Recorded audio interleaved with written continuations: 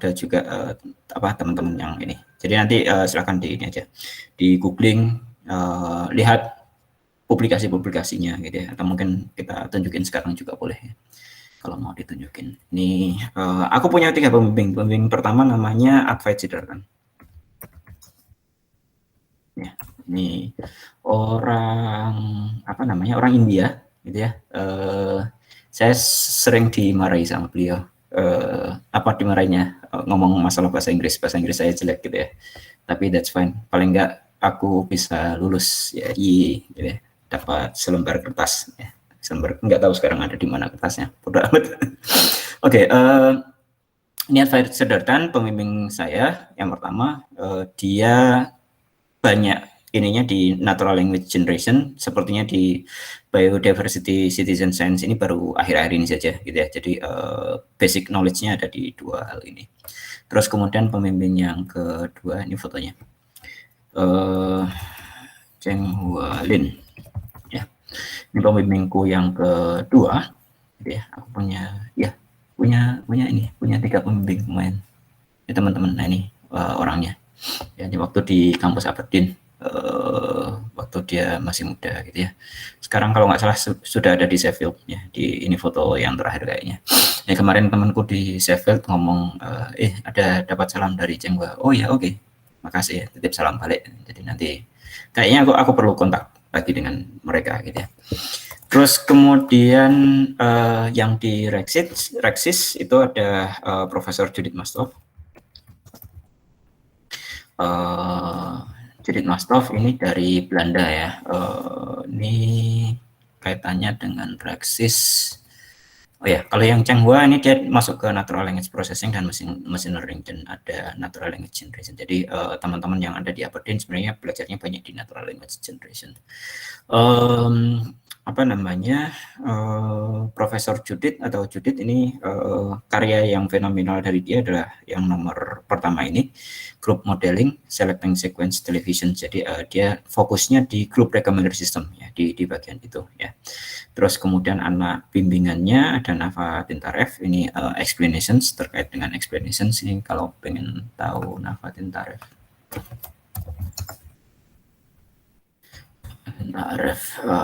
Ya ini namanya sangat produktif sekali ya, bisa nulis berbagai paper gitu ya, banyak sekali papernya. Ini lumayan, saya nggak nyampe segini, cuman paling berapa paper saya, udah lama nggak nulis juga saya. Dia nulis juga sama ini banyak orang gitu ya. Ini semuanya banyak diantaranya adalah orang-orang Rexis gitu ya. Contoh misalkan Xavier Amatrian, ini adalah orang yang ada Netflix Challenge, ini yang mengorganize Netflix Challenge itu adalah Xavier Amatrian ya. Sekarang ada di dulu ada di Quora ya, dia yang bangun Quora, ada di sana ya. Terus kemudian Marco Kalkik, ini saya dulu diuji sama dia pas saya S3 diuji sama dia. Orang Rexis juga ya, jadi lumayan saya bisa ini recommender system. Orang Bolzano Itali ya. Jadi kayaknya udah pindah ini, udah pindah di universitas yang lain. Bolzano, di sana ada Profesor Francisco Ricci. Kita lihat ya.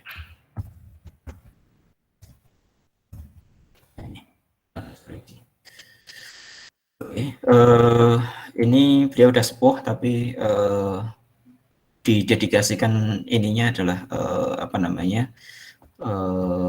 terkait dengan Rexis. Jadi yang nulis di buku yang pertama tadi, yang referensi kita.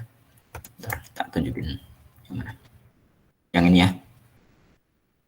Nah, ini recommended system handbook, ini Francisco Ricci yang menuliskan pertama. Jadi dia yang membuat orang-orang recommended system pada berkumpul untuk bisa mendedikasikan ilmunya ke sana gitu ya. Orangnya juga enak untuk diajak ngobrol gitu ya. Jadi lihat satu paper citasinya sampai 6.000 ya, kayaknya lumayan ini terkenal gitu ya.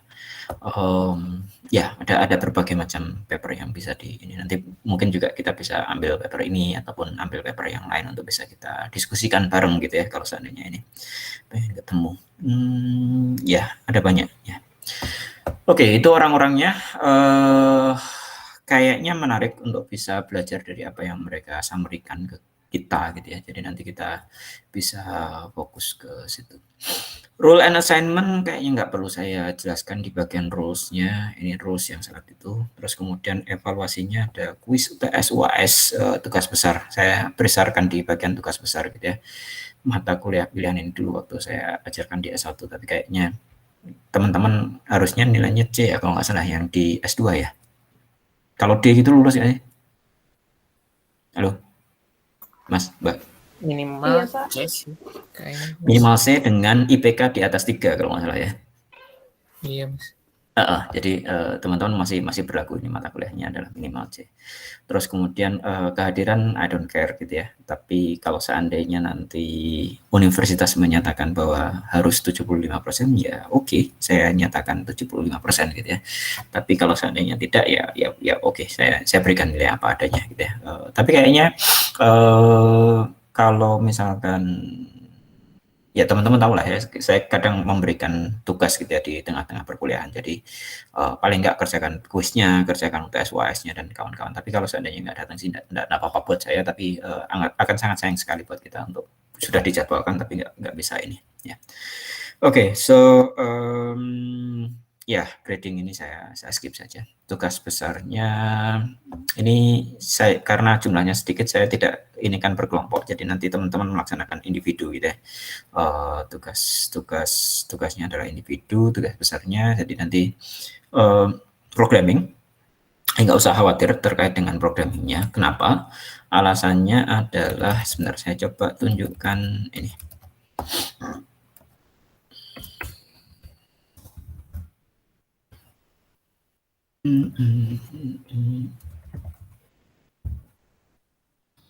Oke, kita coba cari RPS-nya supaya nanti teman-teman tahu RPS-nya di mana.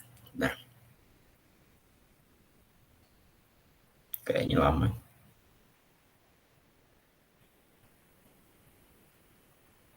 Search RPS. Oke.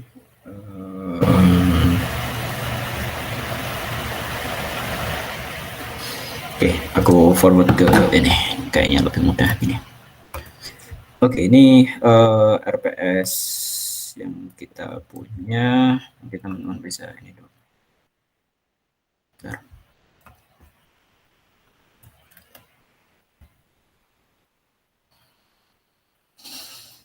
Kalau nggak salah ini. Bukan.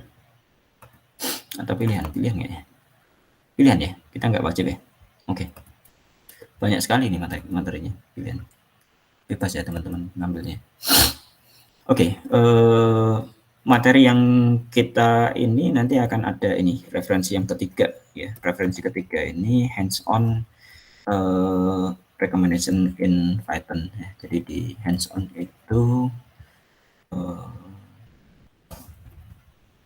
lumayan teman-teman bisa download juga. Ini ada GitHub-nya, ada yang ini ada open library-nya. Kita punya sudah dilanggan sama kita. Jadi teman-teman bisa download saja materi terkait dengan ini. Terus kemudian nanti kita akan tugas besarnya basisnya adalah basis kode yang ada di sana. Nanti teman-teman bisa kembangkan lebih jauh gitu ya. Oke, sebentar ini kayaknya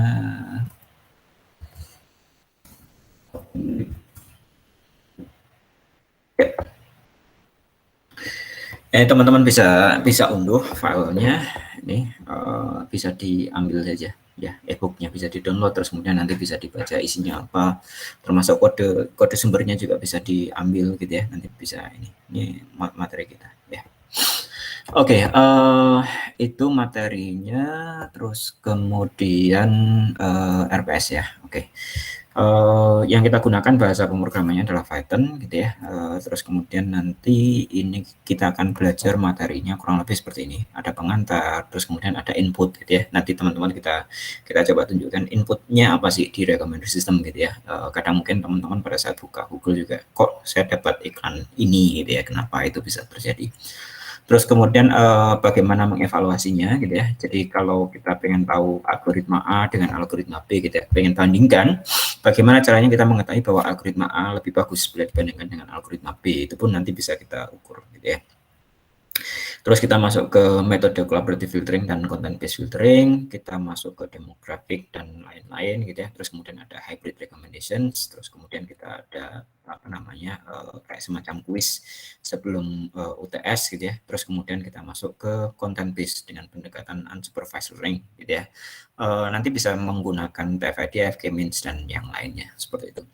Terus kemudian yang lain lagi adalah kita ngomong masalah matrix factorization ya. Di matrix factorization ini nanti kita bisa implementasikan untuk memprediksi rating gitu ya. Lebih tepatnya interpolasi rating gitu ya.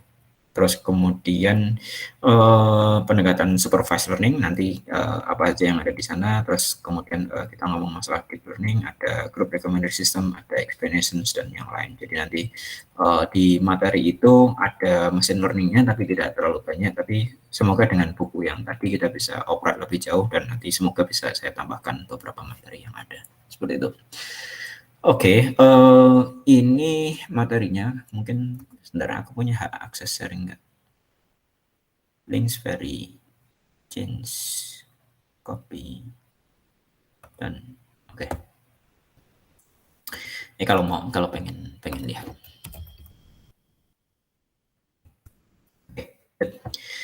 Itu RPS-nya, nanti silakan dibuka saja kalau seandainya memerlukan RPS-nya, termasuk juga referensi-referensinya. Aku nggak tahu apakah yang recommended system handbook ada atau enggak. Semoga ada. Kita coba cari ya. Gimana caranya nyari di sini? Katalog. Search mana search-nya? Oh ini.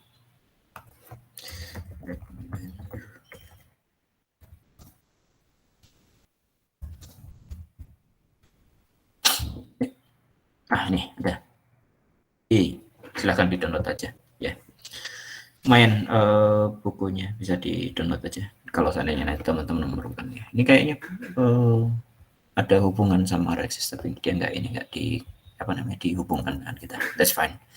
Sepertinya bisa di ini. Ini juga nggak perlu sewa, nggak ada denda dan macam-macamnya. Jadi perlu bisa di ini. Ntar kita coba cari lagi apakah ada yang lain.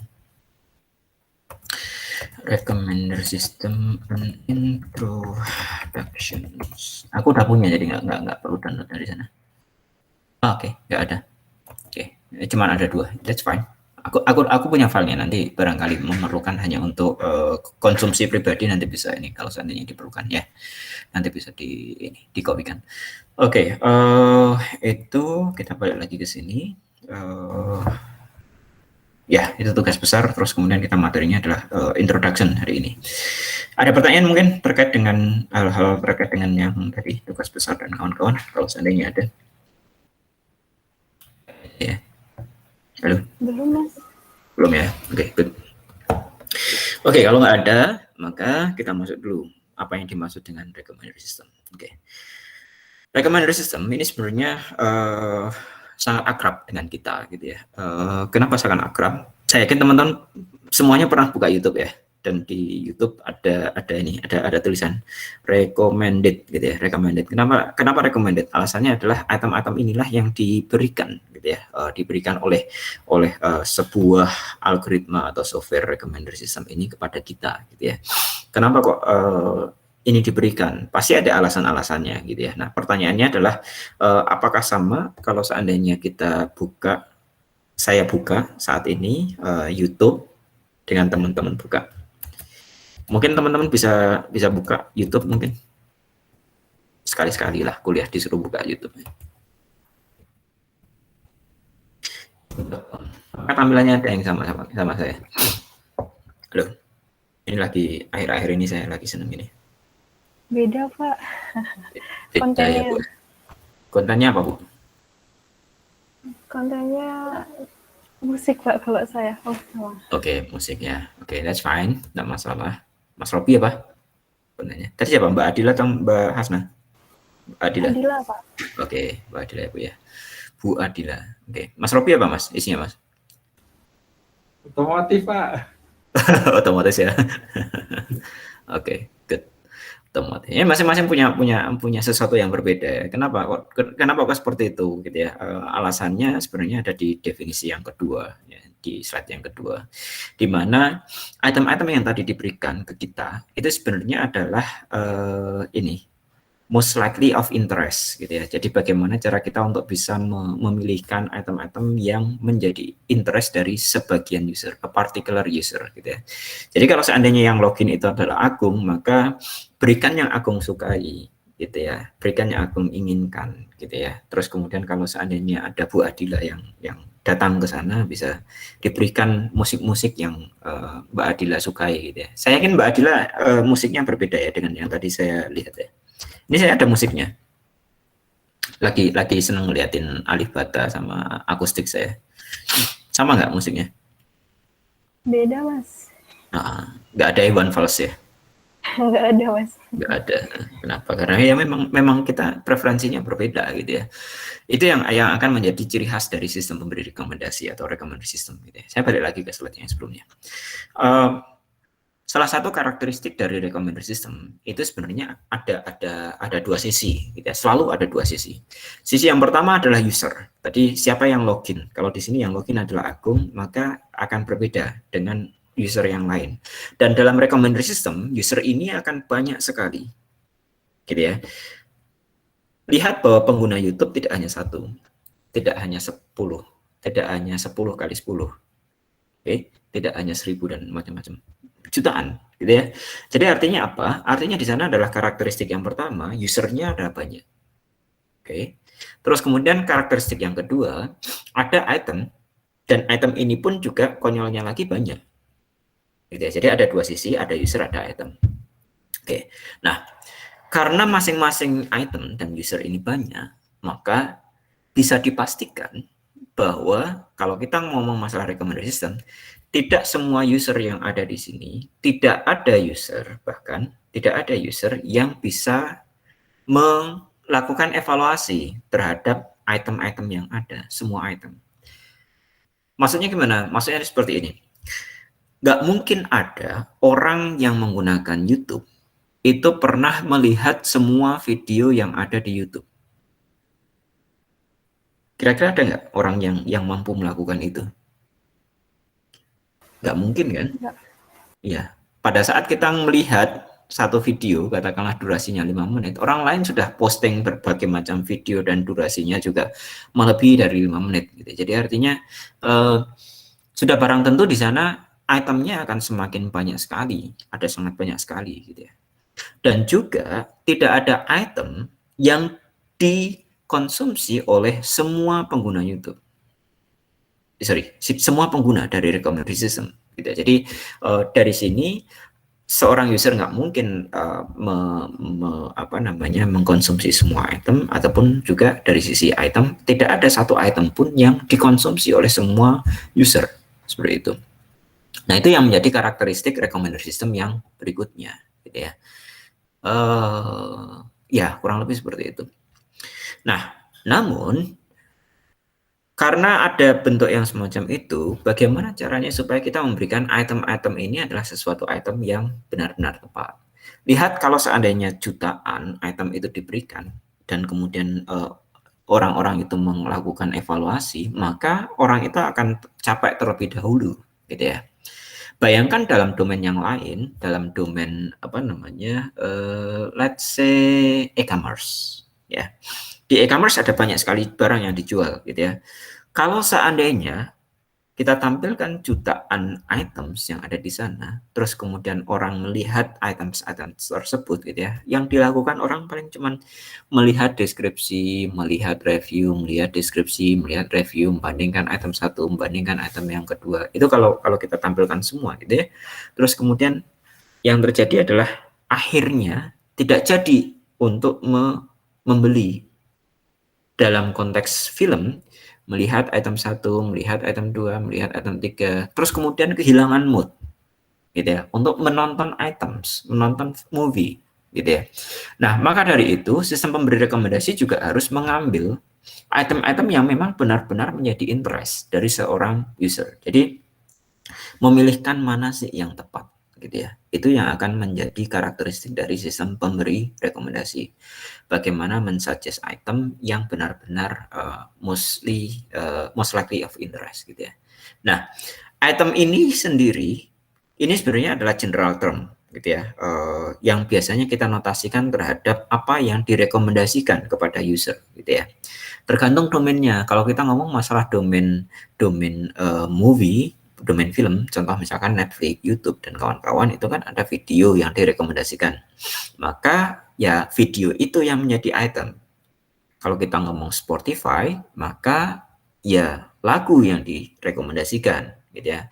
Tapi kalau kita ngomong masalah yang lain, misalkan Shopee, maka item yang ada dijual di Shopee atau dijual di Bukalapak atau dijual di Tokopedia itu yang direkomendasikan, dan barang-barang itulah yang akan kita sebut sebagai items gitu ya. Items tidak melulu berupa barang gitu ya, bisa berupa sesuatu hal yang sifatnya adalah apa ya, semacam virtual gitu ya, bukan barang yang bisa kita pegang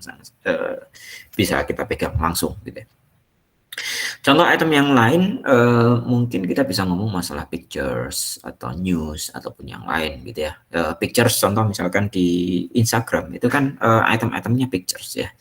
News, Detik, Kompas itu mungkin harusnya mereka mulai melirik sistem memberi rekomendasi gitu ya. Seperti itu.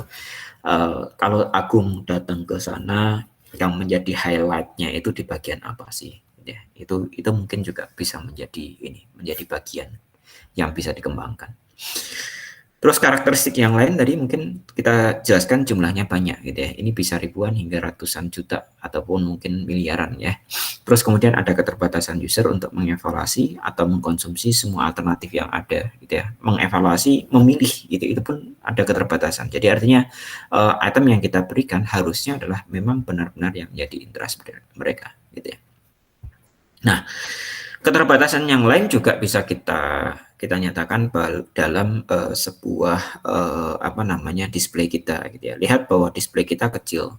Kalau seandainya semua item kita berikan ke user gitu ya, bisa dipastikan layarnya nggak muat gitu ya. Selain layarnya nggak muat, mungkin kita juga bisa dikomplain oleh seorang user itu datanya habis gitu kan. Jadi bandwidth-nya akan kecepatannya menjadi turun untuk aplikasi yang lain, dan itu juga tidak kita inginkan. Jadi hanya berikan item itu jumlahnya terbatas gitu ya. Namun kita juga harus evaluasi benar nggak item itu yang menjadi item most of interest gitu ya. Pada saat kita tampilkan jumlah item yang terbatas, mungkin kita bisa kirimkan atau deliver dalam bentuk ranked list of items gitu ya. Ranked list of items ini apa? Alasannya ada keterbatasan tampilan, terus kemudian harusnya yang ditampilkan di layar pertama itu adalah yang probabilitas dikonsumsinya jauh lebih tinggi bila dibandingkan dengan item-item yang berikutnya gitu ya. Contoh misalkan di Google kan pada saat kita search suatu keyword terus kemudian muncul, ini mirip dengan information retrieval sebenarnya. Pada saat kita masukkan query misalkan Agung Toto Ibowo, kita coba ya, Agung Toto Ibowo, ada nggak keluarnya? Nanti jangan-jangan sesuatu yang aneh, semoga nggak. Oke, Agung Toto. Ya, ini keluar hal-hal yang berkaitan dengan Agung Toto Ibowo yang mungkin harusnya ini jauh lebih bagus kalau seandainya yang dilihat adalah yang nomor 7. Oke, nomor 7 masih berhubungan, tapi yang ini kayaknya nggak berhubungan ya. Ini Agung Setiawibowo. Oke. Terus kemudian yang lain ini masih saya, tapi ini kayaknya bukan saya ya. Seperti itu. Tapi kalau kita lihat ini bukan saya, beberapa Kejaksaan Agung, kayaknya saya nggak pernah pergi ke Kejaksaan Agung. Nah, karena ada ranked list, maka harusnya item yang ditampilkan dalam konteks yang awal itu harusnya akan memberikan informasi yang lebih dekat dengan apa yang diinginkan gitu ya. Kalau kita ngomong masalah sistem pemberi rekomendasi, berarti item-item yang ada itu adalah item yang most likely of interest. Semakin berada di depan, semakin semakin kuat gitu ya. Tapi semakin berada di belakang, maka dia tidak akan semakin kuat. Ini saya belakang, depan, di bagian depan saya ya, seperti itu. Oke. Terus kita lanjutkan lagi. Recommender system ini sebenarnya dia mengkolek informasi-informasi gitu ya sebelum kita bisa merekomendasikan gitu ya. Kenapa? Karena kalau tidak ada informasi ini, maka kita nggak bisa memberikan rekomendasi yang tepat gitu ya. Contoh misalkan Agung ini suka anggrek. Kalau dilihat di bagian yang pertama dia, oh ya ada anggrek di sana kan. Mungkin ini punya kans terbesar ya. Yang kedua ini pun juga masih anggrek juga. Yang ini ya anggrek ada hubungannya lah ya. Artinya ini adalah barang yang bisa jadi komplementari gitu ya. Terus kemudian ini tidak gitu ya. Kebetulan saat itu saya sedang mencari sesuatu gitu ya. Seperti itu. Dan itu yang akan di collect gitu ya. Nanti kita akan ngomong masalah ini berada di pertemuan yang kedua, masalah input gitu ya. Bagaimana caranya supaya kita bisa mengetahui gitu ya, apa saja yang bisa diambil, informasi apa saja yang bisa diambil atau dimanfaatkan sebagai ingredient untuk mengetahui bahwa si Agung ini suka sesuatu gitu ya. Seperti itu. Kenapa recommender system? Ini mungkin sistem pemberi rekomendasi ini dibangun dengan alasan-alasan spesifik gitu ya. Contoh misalkan alasannya increase the number of items sold gitu ya.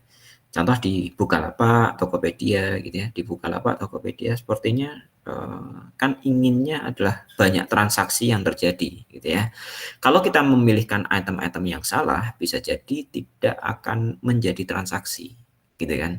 Kalau kita pengen meningkatkan nilai yang dijual, jumlah item yang dijual ya berarti yang ditawarkan harus item-item yang menjadi interest kita gitu kan, yang menjadi kebutuhan kita gitu ya. Itu seperti itu. Atau mungkin juga sistem pemberi rekomendasi bisa didesain dengan sell more diverse items ya. Jadi item yang diberikan tidak masalah jumlah, tapi yang utama adalah rata gitu ya. Jadi misalkan sama-sama jualan anggrek gitu ya dalam satu lapak. Di aplikasi Bukalapak, pelapak yang satu sudah banyak nih jualannya, tapi pelapak yang lain sepi. Nah ini juga kita bisa distribusikan gitu ya. Kalau seandainya ada seseorang yang mencari anggreknya gimana caranya itu bisa diberikan gitu ya. Itu juga menjadi tantangan tersendiri bagi sistem pemberi rekomendasi gitu ya. Terus kemudian yang lain lagi adalah masalah increase the user satisfaction. Lihat bahwa user satisfaction ini ada hubungan dengan dua yang lain, dua yang di atas gitu ya. Kalau seorang itu puas dengan layanan yang diberikan, pasti seseorang customer ini akan kembali lagi gitu ya. Nah, dalam konteks sistem memberi rekomendasi, kalau seandainya rekomendasi yang diberikan adalah baik, maka orang itu akan kembali lagi gitu ya. Bayangkan kalau seandainya aplikasi Netflix ini tidak memberikan movie atau film-film yang menjadi interest dari seorang user. Bulan ini mungkin dia langganan, tapi bulan berikutnya bisa jadi tidak langganan. Gitu ya. Kan kalau Netflix, Spotify kan tidak masalah increase the number of items sold gitu ya, karena mereka mencharge bulan langganan sistemnya adalah langganan per bulan ataupun per tahun gitu ya, monthly subscription atau yearly subscription gitu ya. Jadi kalau seandainya dia tidak suka, ya sudah bulan depan berhenti gitu ya. Jadi kita harus meningkatkan user satisfaction ini gitu ya. Itu salah satu alasan, ketiga alasannya gitu. Terus kemudian yang lain lagi adalah increase user fidelity ya. Ini maksudnya adalah user should be loyal, treat old customer as valued visitors gitu ya. Jadi mungkin berbagai macam cara gitu ya. Dan sebenarnya kalau kita tengok lagi user yang loyal, yang sudah lama itu sebenarnya lebih mudah memberikan rekomendasinya bila dibandingkan dengan user-user yang baru datang gitu ya. Kalau baru datang kan kita nggak tahu mereka ini interestnya ke bagian apa gitu ya. Kalau yang sudah lama datang, ini kan kita tahu, oh Agung ini sukanya ya musik paling sesekali. Kalau udah nyari tentang recommender system atau machine learning ya berarti tinggal dipilihin yang kaitannya dengan itu gitu ya. Jadi artinya preferensi bagi orang yang sudah loyal itu harusnya bisa diolah lebih bagus lagi gitu ya, sehingga memuliakan orang yang sudah lama, gitu ya. Itu yang menjadi tujuan dari sistem rekomendasi. Terus kemudian better understanding of what the user wants, gitu ya. Barangkali ini ada kaitannya dengan explanations ya. Kenapa sih seseorang menyukai hal itu? Jadi kita terkadang memberikan items yang baru, gitu ya. Items yang baru itu apa? Oh, bisa jadi adalah memang itu sesuatu yang sifatnya trending. Kita bisa jelaskan ke user ini loh trendingnya dari sisi berapa customer view-nya gitu ya. Padahal tanggalnya baru saja muncul gitu ya, dan seterusnya gitu ya. Ada berbagai macam alasan. Terus kemudian beberapa tugas yang bisa dihadapi dari sistem pemberi rekomendasi. Kalau yang tadi adalah alasan, sekarang adalah tugas yang harus dihadapi. Yakni yang pertama adalah find some good items, gitu ya. Find some good items ini ada hubungan dengan kalau seandainya ada keterbatasan, sedangkan items-item yang direkomendasikan ini sangat melimpah atau sangat banyak sekali, gitu ya. Jadi perlu kita berikan some good items dalam bentuk mungkin top end, gitu ya. Ini contoh misalkan saat itu saya sedang akses beberapa musik ini, gitu ya. Ini yang bisa direkomendasikan kita, gitu ya. Hanya memilihkan beberapa saja. Sedangkan items task yang kedua itu mungkin berbeda, gitu ya. Find all good items, gitu ya. Find all good items ini mungkin bisa terhadap sesuatu yang boleh dikatakan sifatnya adalah spesifik, gitu ya, ataupun mungkin eksklusif, gitu ya. Contoh misalkan pada saat kita ngomong masalah berikan rekomendasi rumah kepada saya, pasti kita akan bertanya, rumah ini mau lokasinya di mana, gitu ya, untuk siapa, apakah untuk keluarga atau untuk sendiri atau untuk orang tua, itu nanti akan berbeda. Sehingga kalau kita lihat dalam konteks yang semacam itu, maka jumlah kandidatnya tidak terlalu banyak, betul ya? Hanya sedikit kan item-item yang ada. Kalau seandainya hanya sedikit, maka tasknya menjadi berbeda. Bukan find some good items, tapi find all good items. Berikan semuanya yang bagus.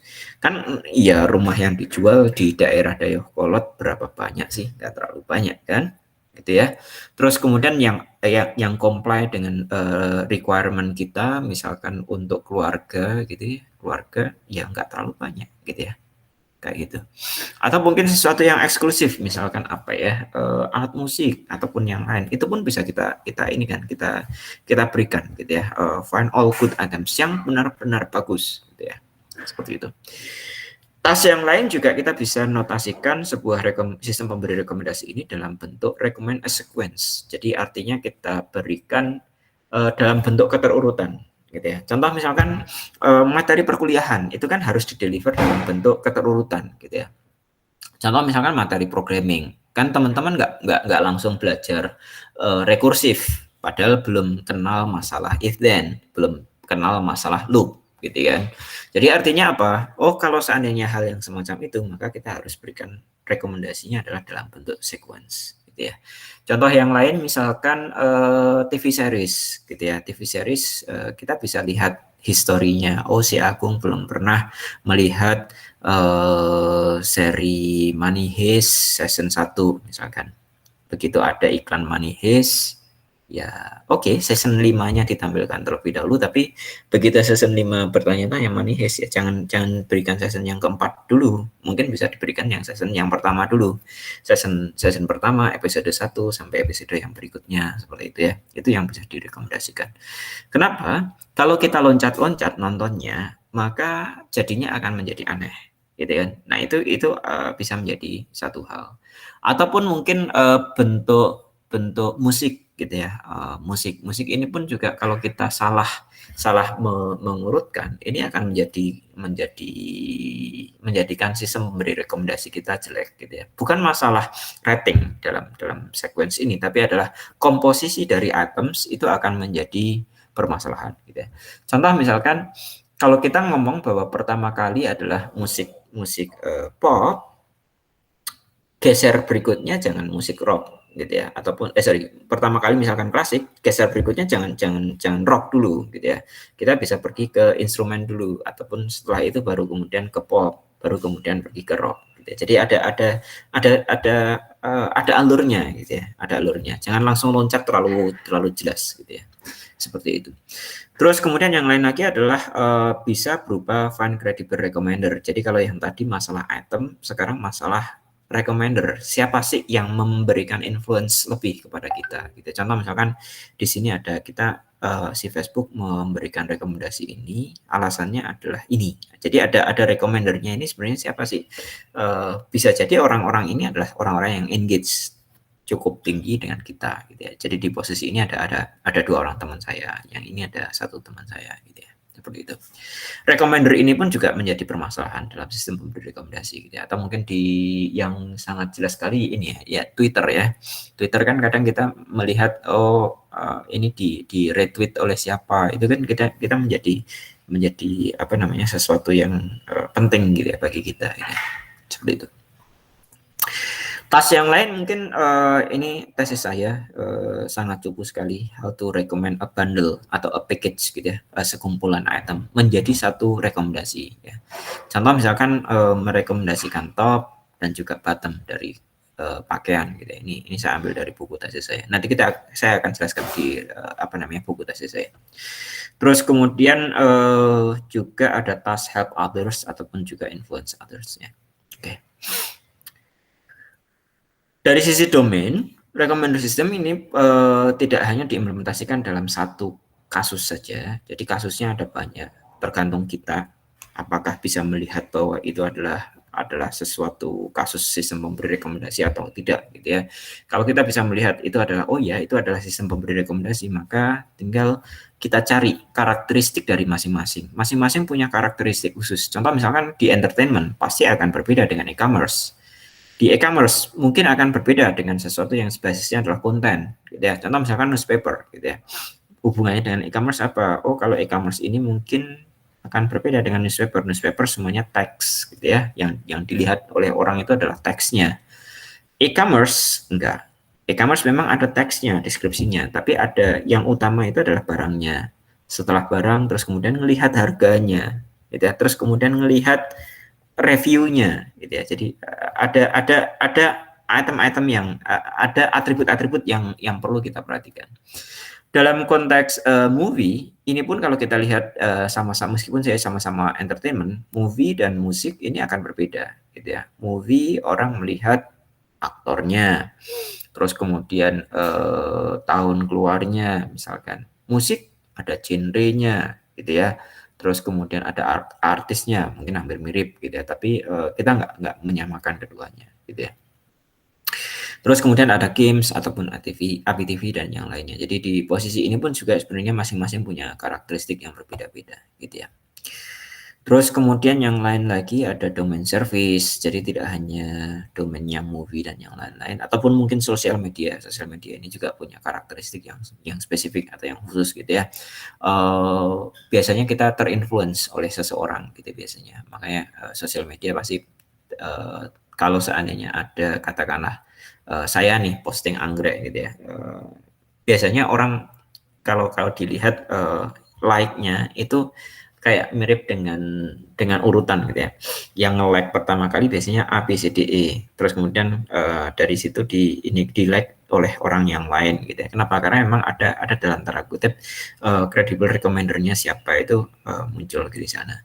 Jadi bisa jadi si Facebook ini tidak menampilkan langsung kalau saya posting sesuatu langsung ditampilkan ke seluruh teman saya. Tidak seperti itu. Tapi begitu saya tampilkan sesuatu ditunjukkan ke beberapa orang. Oh, kalau ini disukai oleh si A, maka harusnya ditunjukkan ke orang yang lain, dan itu pun bisa menjadi suatu karakteristik yang spesifik gitu ya. Kalau teman-teman ngomong masalah Rexis, jangan khawatir, datanya ada banyak sekali, dan ini pun jumlahnya sampai jutaan gitu ya. Jadi ada data yang kecilnya 100.000, ada 1 juta, ada 10 juta, dan ada yang 20 juta gitu ya. Tapi kalau kita ngomong masalah data yang sesungguhnya, mungkin ada Rexis Challenge ini setiap tahun buka. Jadi kita coba cari informasi tentang Rexis Challenge. Sistem conference. Rexis Challenge ini biasanya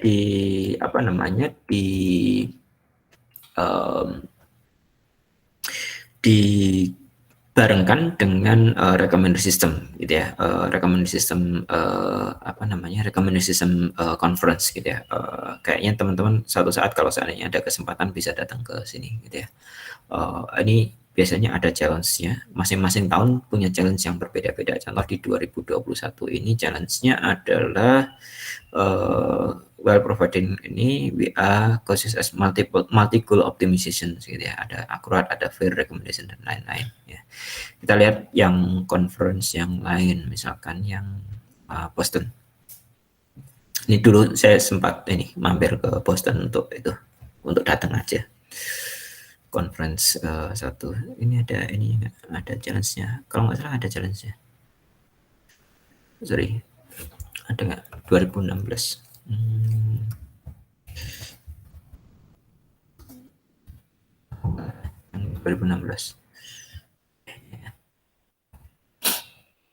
Oh ya, ada sync. Ini masih dalam ACM Rexis yang itu. Datanya adalah data sync. Predict job posting that user will positively interact with gitu ya. Jadi merekomendasikan sebuah tawaran pekerjaan gitu ya. Masing-masing punya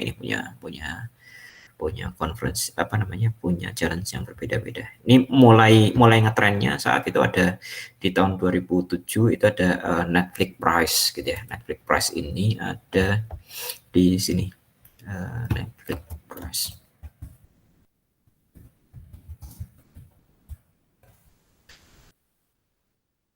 Price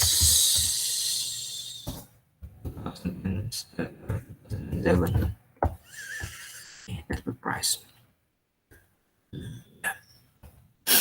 Oke, ini muncul saat itu muncul dari tahun itu sampai ke berikutnya, gitu ya. Itu yang membuat sistem pemberi rekomendasi ini menjadi cepat, gitu ya. Ini mulai dari tahun 2007 seperti itu. Ini kalau tidak salah pemenangnya ada Belcor, ya. Belcor Pragmatis Jobs. Ini dulu hadiahnya sekitar 1 juta US dollar kalau nggak salah. Next ini hadiahnya segitu, lumayan saat itu 2008 ya, 2007 diberikan tahun 2008 2009 ya, seperti itu. Oke, jadi dataset ada banyak sekali, nanti bisa dicari di internet, Rexis dataset gitu ya. Mungkin kalau pengen iseng bisa menyelesaikan ya. Ada Movie Lens ini adalah yang ada di IMDb kenal ya IMDb, imdb.com. Kan aku yakin teman-teman sering lah baca review movie dan melihat ratingnya, apakah dia bagus atau enggak gitu ya. Di sini ada IMDb ratingnya adalah 8,5 dan yang kawan-kawan lumayan. Dan ini pun juga mungkin menampilkan item-item ini juga bisa jadi sebuah recommender system yang tersendiri ya, seperti itu.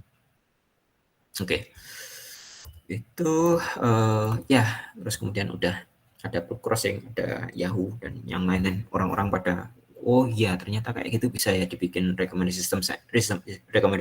Terus kemudian aku punya data nih, ayo kita selesaikan semuanya gitu ya. Nah, ini ada jalan-jalan khusus yang ada di sana. Mungkin itu ada pertanyaan, mungkin barangkali ada pertanyaan dari teman-teman, silakan kalau ada. Halo Mas, Mbak. Belum, Mas. Belum, Mbak Adila belum. Yang lain? Mas Robi? Belum, Mas. Nah, ini aku paling seneng denger ini nadanya Mas Robi, dialeknya spesifik ya. Oke, sorry teman-teman bisa ngelihat screenku. Ini kayaknya ada sesuatu yang aneh di layar monitorku. On battery, Mas. Bisa? Lihat tapi gambarnya, oh nih udah bisa, Mas. Keluar lagi ya, oke, good. Oke, nggak ada ya. Kalau nggak ada mungkin saya berikan tugas berarti sekarang. Ada tugasnya kok. Nggak ada. Oke, apa tugasnya? Tugasnya ini.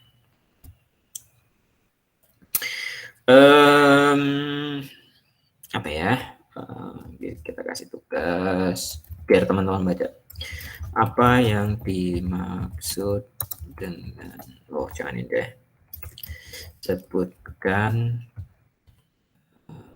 metode yang ada pada sistem dari rekomendasi, ya. Sebutkan metodenya dan jelaskan masing-masing metode. Kemudian apa kelebihan dari metode A dan metode B pada poin 1. Ini aja.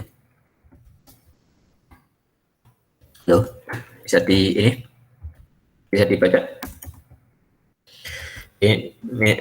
Tugas ini mohon dikerjakan, kumpulkan di hari Kamis, ya. Kamis jam berapa teman-teman pengen ininya? Jam 1 lah ya, jam 12. Iya Mas, baik Mas. Tanggal 30 ya, September 2021 jam 12.00 via LMS ya, biar nanti kita main-main di LMS saja. Oke. Seperti ini. Ini kirim ke teman-teman. Oke. Ada pertanyaan lagi mungkin? Ya. Belum Mas. Belum. Oke, kalau belum ada mungkin kita akhiri saja karena tadi sudah sampai di ucapan terima kasih ya. Oke, mungkin itu saja dari saya. Untuk pertemuan pertama kita nggak terlalu panjang. Kita akan ketemu lagi di Kamis minggu yang akan datang. Terima kasih. Assalamualaikum warahmatullahi wabarakatuh. Waalaikumsalam. Terima kasih, Mas. Sama-sama, makasih Mbak Mas.